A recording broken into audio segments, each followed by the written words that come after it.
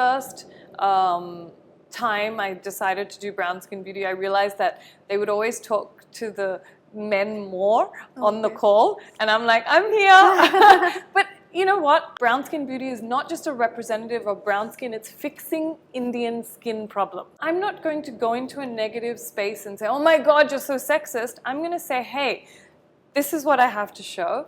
Then after that, it's, you know, if the change doesn't occur, then it's their problem. There also comes a lot of hate, negativity, trolling. 100%. So how do you deal with it? Your family, friends, whatever, they shouldn't even be allowed to affect you, because then you're giving everybody power to have an opinion about you. That, okay, fine, you can be a little affected because they're your close people, but strangers, no chance. So I just decided, no, this is silly. My mantra in life is love yourself or change till you do. And change can mean many things, whether it's your inside mental health, physical body, skin, hair, whatever it is that makes you feel good. I am not going to judge you. You do you, but love yourself or change till you do. Hi, I'm Anusha Dandekar and you are watching Bollywood Hungama.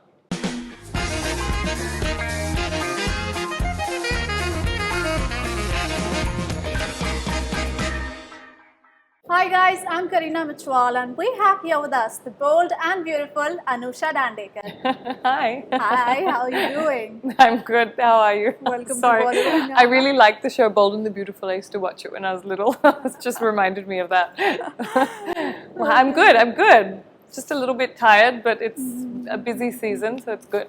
So you just finished shooting for another Marathi film after the beautiful Baap Manus. Yes. So tell us, what is this phase of your career like? I think it's pretty exciting. I think the reason why we get into this industry is because it's always unpredictable. A lot of people love stability. I mean, I think I would like it eventually, but I think as a young kid, I loved just doing things that I loved, and that sounded really, I love doing things that I love. I mean, everyone does, but you know what I mean? I love not knowing what's next. You know, I like that excitement. That can be a bit scary also, but if you look at the positive, you get to wake up every day and do something different. So I love that. I love acting right now. I really enjoyed shooting the Marathi film so very much. And of course, working with Anushas Mantra, so again, was just the best. He's the best. And everyone on set was just so incredibly talented, so I got to learn a lot as well. Anything more you can tell us about the film?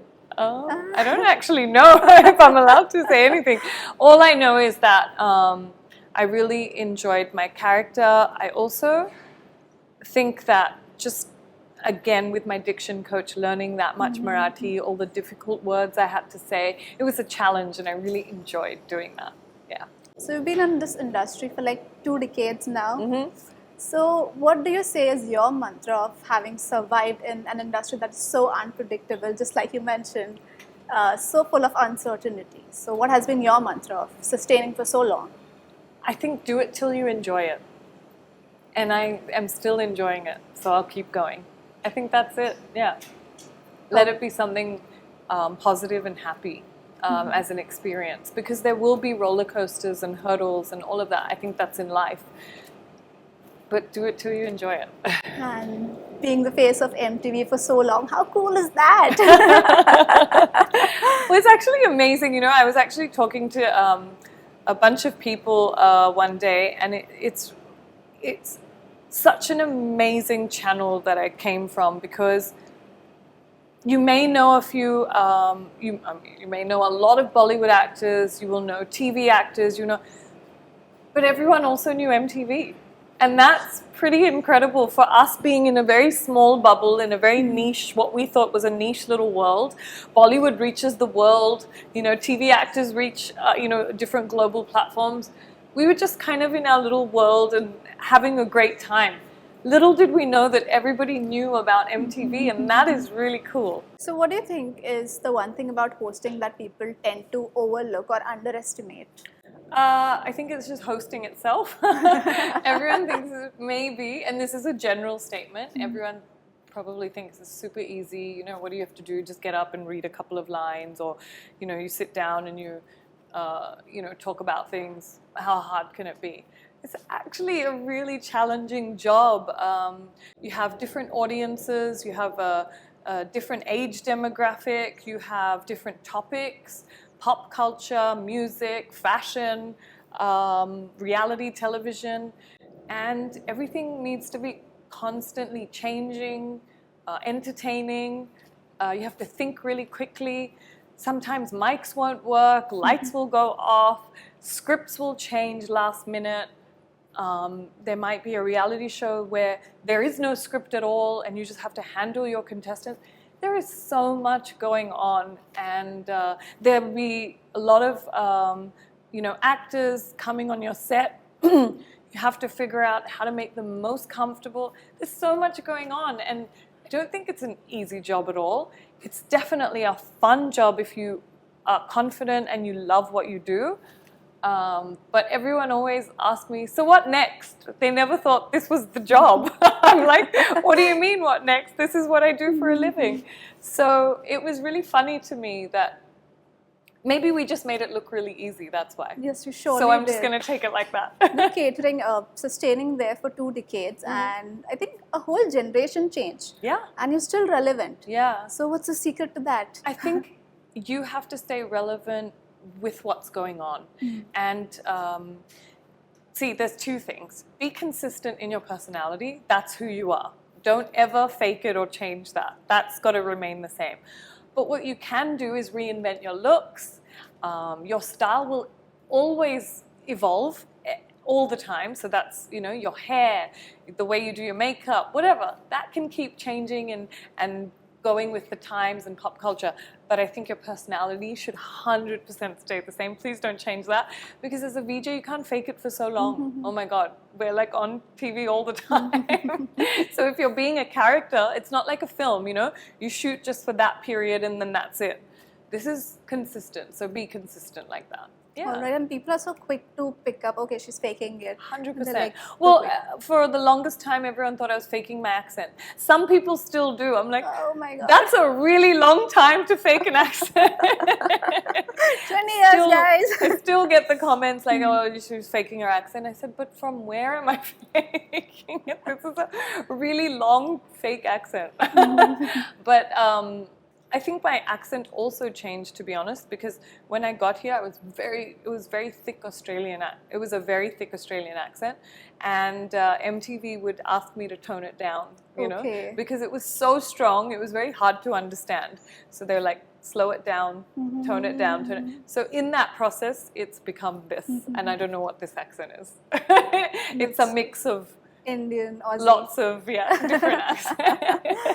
Okay, so now we'll talk about a new role that you have embraced, that is of a businesswoman. Yeah. Brown Skin Beauty. First of all, what a name. Thank you. I just love it. And a market that is so obsessed with words like fair, glow, bright. Yeah. I think it's a very welcome and positive change. Tell us, what was your thought and inspiration behind Brown Skin Beauty? Exactly what you said. We didn't have that representation because we only heard words like fair, brightening, whitening. Oh my God, they really, get under my skin. Because if you see our entire country, we're all a shade of brown. Why does that word never come up? It's so weird. It's almost like we were channeled and programmed to hate that word. We never embrace it. And abroad, they're like, oh, we can't wait to go in the sun and get tan and get like a beautiful brown glow. And here we're the exact opposite. I guess the grass is always greener. But I think but in that sense, it's not greener to be fairer or whiter or brainwashed, with those words. Listen, whatever color you're born, it's beautiful. Full stop. Whatever color you're born. And no one should tell you otherwise, right? The problem is in our beauty industry, there was one narrative and it was one story. And we saw outrageous commercials that if you put this cream on, you're going to go from this shade to this shade. First of all, it's not possible. So please don't even have that hope, because you shouldn't. You're beautiful just the way you are. And secondly, it's false advertising, and I don't like it. I don't appreciate it. You know, why are you lying to an entire country, and they're obsessed with it? You know, because you've given them this false sense of belonging that if you are this color, then you'll get married, then you'll have a successful career, you'll probably win Miss India. No, that is not a real story. So they have to stop lying to their audience, and I think that's where the inspiration came from. Why is brown and beautiful not in the same sentence? I'm so proud of being brown. I love being brown. When I go abroad, everyone's like obsessed with our skin color. I don't know why we can't embrace it. So that's the reason why I wanted to create this. Beautiful, very thoughtful. Yeah. Yeah, so I also wanted to ask you, what is it like being a woman entrepreneur in 2023? Things have changed, or there's still a lot of room for betterment and improvement? I think there's always going to be room to grow and be better and be more mindful. Look, I'm not going to scream from the rooftops to be heard, and you know, I don't want to do that. I just want to be talented in what I do and then be noticed. I think more than screaming and shouting, walking into a room and knowing exactly what you want is way more stronger and better received, because there will be people that doubt you everywhere you go, but give them the answers. Show them with your work, with your creativity, with your talent that you've got this, you know, and that's what I really believe. Hard work does go a long way. Brown Skin Beauty is my first ever business that I had to do on my own, and I feel like I don't know how business was years ago because I wasn't in that industry. Obviously now it must have changed a lot, but I have thoroughly enjoyed it, as well as realized that yes, sometimes they do talk to the opposite sex more until they realize that you have it. Any particular incident that happened with you? No, it's just, I think the first time I decided to do Brown Skin Beauty, I realized that they would always talk to the men more on the call, and I'm like, I'm here. But you know what? I'm not even going to hold it against them. Maybe they thought, oh, she's from the industry, she's just the face. Maybe she's not the person who's created this whole thing. So I let everybody talk. Once they were finished, then I set it straight. I had showed them what research I had done, why I'm working on Brown Skin Beauty, where does the narrative come from, why I want to change it, what the ingredients are, because I'm working on Indian skin. We have our own Indian skin problems. So Brown Skin Beauty is not just a representative of brown skin, it's fixing Indian skin problems, right? So all of that, and those are things none of them would know. So then it was like, okay, she's running the show.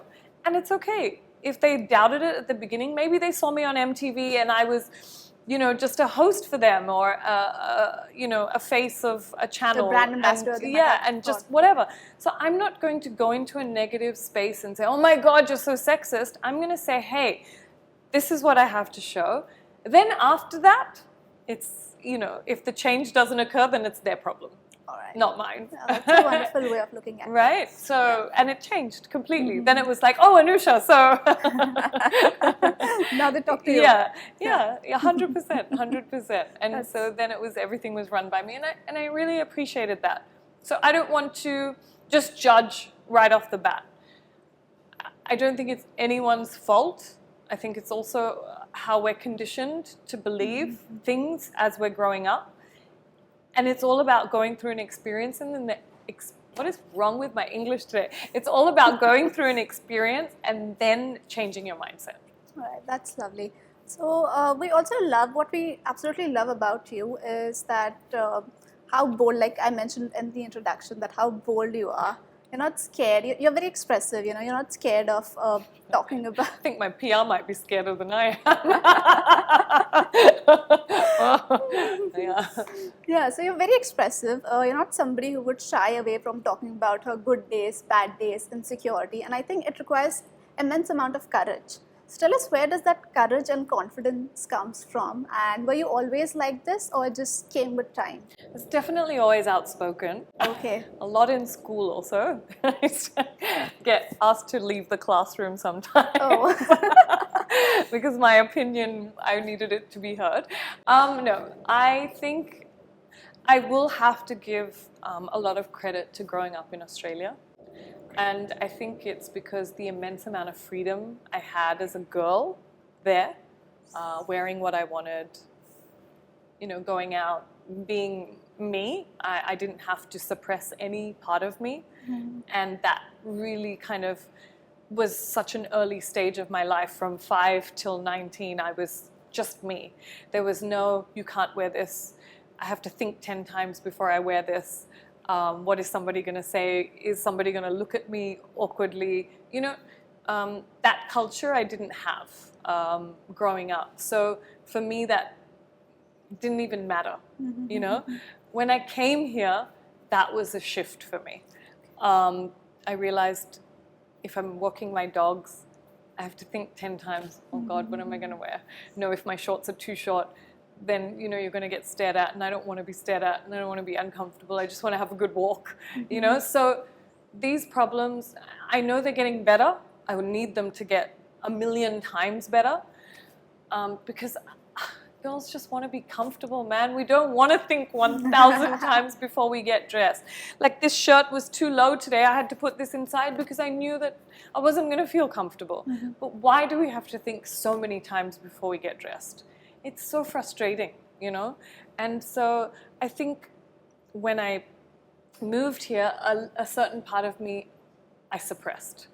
Okay. And maybe not in a bad way. I'm not going to say it, but I don't want to be negative about it. It's just that I had to be mindful for me, because I don't want that unwanted attention when I'm walking my dogs or I'm going to the grocery store or whatever, right? But I did put a post one day when I was just wearing tights. I mean, tights, they were here. Like, it's not a big deal. But I did get stared at the whole hour I was walking my dogs, and really inappropriately, and I didn't appreciate it. And I got home and I was really frustrated, Like, why? What is wrong with... And in a city like Mumbai. And in Mumbai. Like, I mean, we're giving so much credit. And look, I'm not going to take away the fact that we are so lucky to live in Mumbai. The freedom is definitely better than most other cities. I'm never going to deny that. Mm-hmm. But if I'm getting stared at here, can you imagine everywhere else and what they're going through? I don't even want to imagine. So I think... to answer your question, where I got that confidence from is the fact that growing up I didn't have to think so much, whether what I'm saying, what I'm doing, what I'm wearing. And when I came here, maybe a little bit of me... You've suppressed. Okay. But I still let it out otherwise, whether it's vocally or whatever. But I'll definitely do it more thoughtfully. Okay. I think about it and do it. Not just so blatantly like I probably would have over there. Okay. It's okay. It'll change. It'll keep changing. I have hope. No, I think people love you. Fans love you for being outspoken, for being who you truly are. Thank you. Yeah, without any pretense. That's what we love about you. Yeah. So, but with all this, there also comes a lot of hate, negativity, trolling. 100%. So how do you deal with it? I used to get super affected by it because I didn't really know social media back then. We were also new to it, right? Mm-hmm. And then when the trollers started, they realized, oh my God, we have so much power with just having a name, no face, no nothing. Let's just berate everybody. And so when you're living in an MTV bubble full of positivity and happiness, you don't understand what this experience is. You're like, wait, what? And then it's just a form of bullying. You feel like kind of like, am I back in school? Is this what bullying felt like, in high school and, like whatever. But after a point when you realize they can only have power if you give it to them, that's when you realize, oh God, no. This is ridiculous. I don't even know this person. How can it affect my life? This is so silly.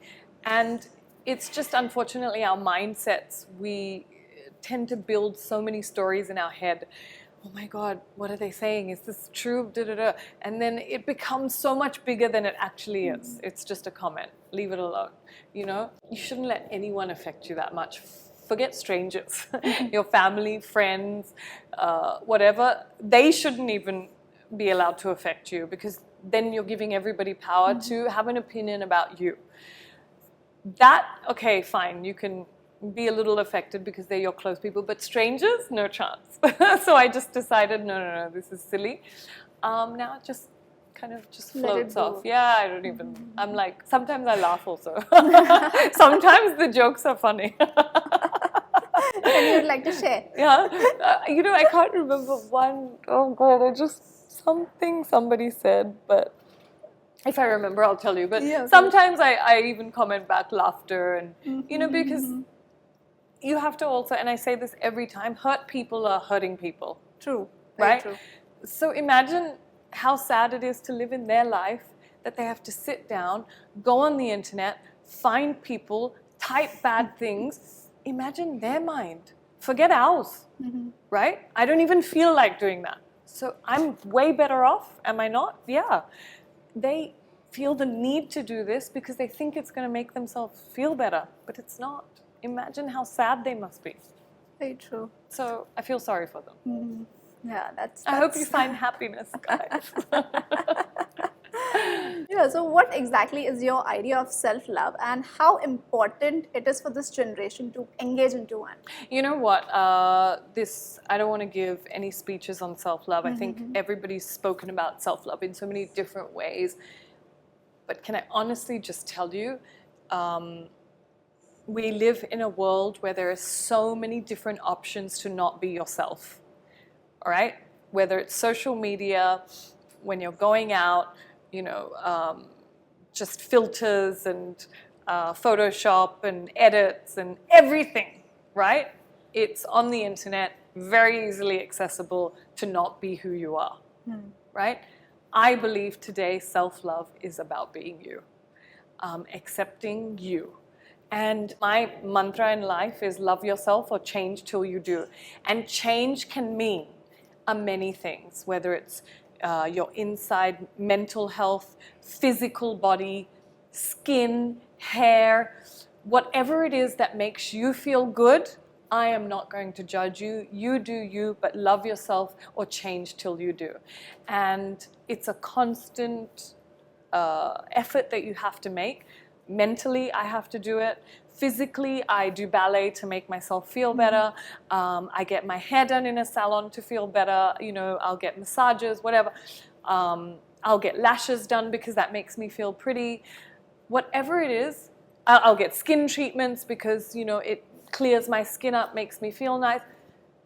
Do it if it makes you feel good, you know? But don't try to emulate somebody else. Don't try to be somebody else. But again, if that makes you happy, then I can't stop it either. Then I'm contradicting myself. I'm just saying, just self-love is honestly just taking care of you. Wonderful. And putting yourself first. It's not selfish. I used to think it was. I used to put everybody before me. Every single person. Now I'm like, screw it.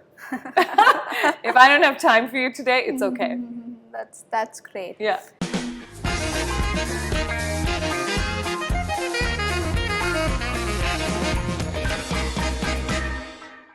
Hi, I'm Anusha Dandekar and you are watching Bollywood Hungama.